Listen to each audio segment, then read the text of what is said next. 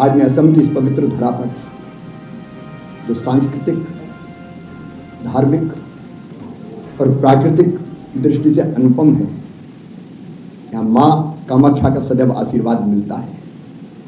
यहाँ का प्राकृतिक सौंदर्य, काजीरंगा की वन संपदा और बिहू की जीवंत थाप असम की संस्कृति को नई पहचान देते हैं। असम ने देश को और दुनिया को अनेकों महान हस्तियां दी। असम की चाय की पहचान पूरी दुनिया में है और असम और पूरा नॉर्थ ईस्ट भारत की ताकत है, भारत की शक्ति है और मैं कहूँगा भारत की समृद्धि के द्वार है। लेकिन मुझे क्या तो तकलीफ है कि वर्षों तक कांग्रेस के कुशासन ने असम और पूरे नॉर्थ ईस्ट को अविकसित रखा, अस्थिर रखा।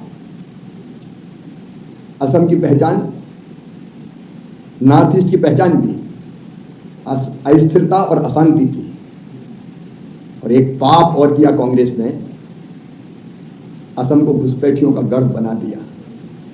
असम की संस्कृति, जीवन मूल्य, परंपराओं, असम की पहचान, अस्मिता, उसके साथ कांग्रेस ने सदैव खिलवाड़ किया। लेकिन मैं प्रधानमंत्री श्रीमान नरेंद्र मोदी जी को धन्यवाद देता हूं। उन्होंने पूरे नॉर्थ ईस्ट को कहा अष्टलक्ष्मी, 8 राज्य जो हमारे नॉर्थ ईस्ट के, और प्रधानमंत्री जी के नेतृत्व में नॉर्थ ईस्ट के विकास को नई गति भी मिली और दिशा भी मिली। एक तरफ प्रधानमंत्री श्रीमान नरेंद्र मोदी जी नॉर्थ ईस्ट के विकास में कोई कसर नहीं छोड़ रहे हैं, वहीं यहाँ के यशस्वी और कर्मठ मुख्यमंत्री हिमंता बिस्वा शर्मा जी के नेतृत्व में एक वैभवशाली, गौरवशाली, समृद्ध और संपन्न आसाम का निर्माण हो रहा है। मित्रों, आज आसाम और संपूर्ण नॉर्थ ईस्ट विकास की नई इबारत लिख रहा है। रूरल डेवलपमेंट के लिए यह बजट सचमुच में अद्भुत है। 21% रूरल डेवलपमेंट का जो हमारा डिपार्टमेंट है उसके बजट में वृद्धि की गई है। अकेली मनरेगा को रिप्लेस करके जो विकसित भारत जी राम जी योजना है उसके लिए बजट में 1,51,282 करोड़ रुपए का प्रावधान है। 1,51,282 करोड़ रुपया, जो पिछले साल केवल 86,000 करोड़ थी, क्योंकि हमने मजदूरों को यह वचन दिया है कि 100 डेज नहीं 125 डेज का रोजगार उनको दिया जाएगा। उसके लिए बजट में पर्याप्त प्रावधान किया है और उससे संपूर्ण विकसित गांव की जो कल्पना थी उसको हम साकार करने का काम करेंगे। उसके लिए अलग प्रावधान है। वित्त आयोग ने 55,000 करोड़ रुपया गांव के ग्राम पंचायतों के अलग से देने का फैसला किया। अब आप कल्पना कीजिए, 1,51,282 करोड़ रुपया विकसित भारत जी राम जी योजना के अंतर्गत और 55,000 करोड़ रुपए ये सीधे पंचायतों के खाते में जाएंगे, तो हम गांव को स्वावलंबी, संपूर्ण विकसित, रोजगार युक्त और गरीबी मुक्त बनाने का काम निश्चित तौर पर कर सकेंगे।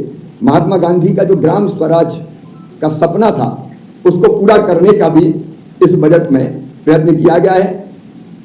महात्मा गांधी ग्राम स्वराज पहल के अंतर्गत खादी, हाथकरघा और हस्तशिल्प जो हमारे नॉर्थ ईस्ट और शायद आसाम में भी काफ़ी होता है उसको नई ताकत मिलेगी। हमारे ग्रामीण उत्पादों को वैश्विक बाजार से जोड़ने के लिए भी उनकी ब्रांडिंग, मार्केटिंग और प्रशिक्षण और कौशल विकास पर भी निश्चित तौर पर ध्यान दिया जाएगा। हमारे बेटियों की शिक्षा के लिए स्टेम, आप जानते हैं साइंस, टेक्नोलॉजी, इंजीनियरिंग और मैथ्स की शिक्षा पर भी इसमें विशेष प्रावधान किया गया है। लखपति दीदी अभियान पूरे देश में चल रहा है। प्रधानमंत्री जी ने 3 करोड़ लखपति दीदी बनाने का टारगेट रखा था। मुझे प्रसन्नता है कि हम उसके करीब लगभग पहुंच गए हैं और आसाम सहित पूरे नॉर्थ ईस्ट में भी हमारी दीदियां तेजी से अब स्वावलंबी बन रही है, आत्मनिर्भर हो रही है।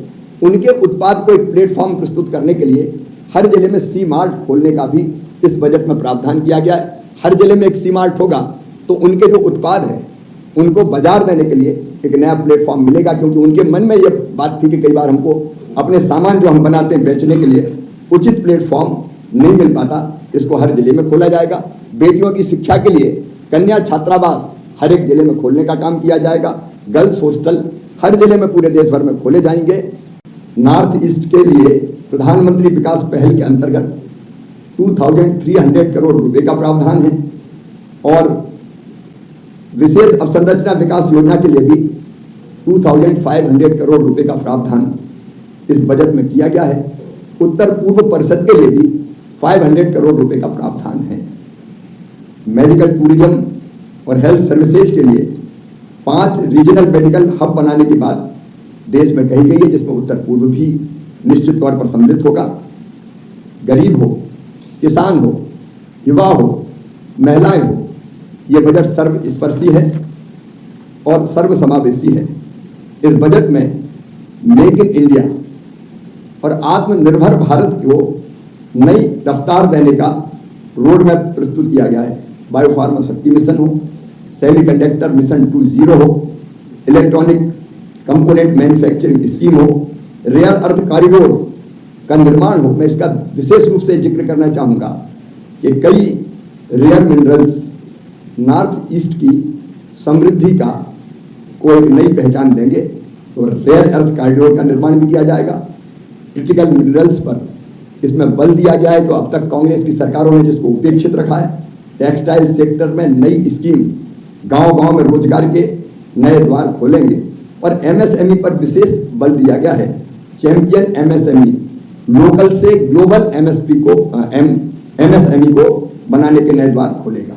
इंफ्रास्ट्रक्चर को बल देने के लिए तो विशेष कदम उठाए गए। डेडिकेटेड फ्रेट कॉरिडोर, देश भर में वाटरवेज का विस्तार, high speed rail corridor, tier 2 और टियर 3 शहरों के विकास पर विशेष बल और शहरों को मजबूत आर्थिक आधार देने के लिए म्यूनिसिपल बॉन्ड्स को बढ़ावा। ये सारे कदम विकसित भारत की यात्रा की गति को और तेज करने का काम करेंगे। मुझे ये कहते हुए भी प्रसन्नता है कि इस बजट में इंफ्रास्ट्रक्चर के साथ साथ किसानों के कल्याण पर भी बल दिया गया है। अगर खेती के लिए आप बजट देखेंगे तो कुल 1,32,561 करोड़ केवल एग्रीकल्चर के लिए अलॉट किया गया है। इसमें अगर एग्री एजुकेशन और अनुसंधान को देखा जाए तो लगभग 9,967 करोड़ 9,967 करोड़ रुपए का प्रावधान किया गया है, जिससे रिसर्च को और इनोवेशन को नया बल मिलेगा। किसानों को फर्टिलाइजर सब्सिडी के लिए अलग से 1,70,944 करोड़ रुपए 1,70,944 करोड़ रुपए की सब्सिडी का प्रावधान किया गया है, जिससे उत्पादन की लागत कम होगी और किसानों को फर्टिलाइजर बहुत सस्ते दामों पर मिलेगा। इसके अलावा हमारे किसानों की जितनी प्रमुख योजनाएं हैं, किसान सम्मान निधि हो, प्रधानमंत्री फसल बीमा योजना हो, कम ब्याज पर किसानों को केसीसी पर मिलने वाला लोन हो, उत्पादन बढ़ाने के लिए, उत्पादन की लागत घटाने के लिए, उत्पादन के ठीक दाम देने के लिए, अगर फसल में नुकसान हो जाए तो उसकी भरपाई के लिए, एग्रीकल्चर के डाइवर्सिफिकेशन के लिए और प्राकृतिक और जैविक खेती के लिए भी इस बजट में विशेष प्रावधान किए गए हैं। कुछ नए क्षेत्र जिसमें खेती पर बल दिया जाएगा और जिसका लाभ नॉर्थ ईस्ट को भी मिलेगा। नारियल एक अलग फसल है जिससे हमारे 1 करोड़ से ज़्यादा किसान जुड़े हुए हैं। तो नारियल संवर्धन योजना और उसके साथ साथ चंदन और अगर यहाँ की पूर्वोत्तर भारत की एक अलग पहचान है। मैं कहूँगा कि ट्री बेस्ड एग्रीकल्चर को बढ़ावा देने की ये हमारी कोशिश है। उसको विशेष उसकी खेती पर विशेष बल दिया जाएगा। बादाम हो, अखरोट हो, पाइन नट की खेती हो, ये भी, और कोको और कॉफ़ी, ये भी नॉर्थ ईस्ट की खेती को नई दिशा देने का काम निश्चित तौर पर करेगी।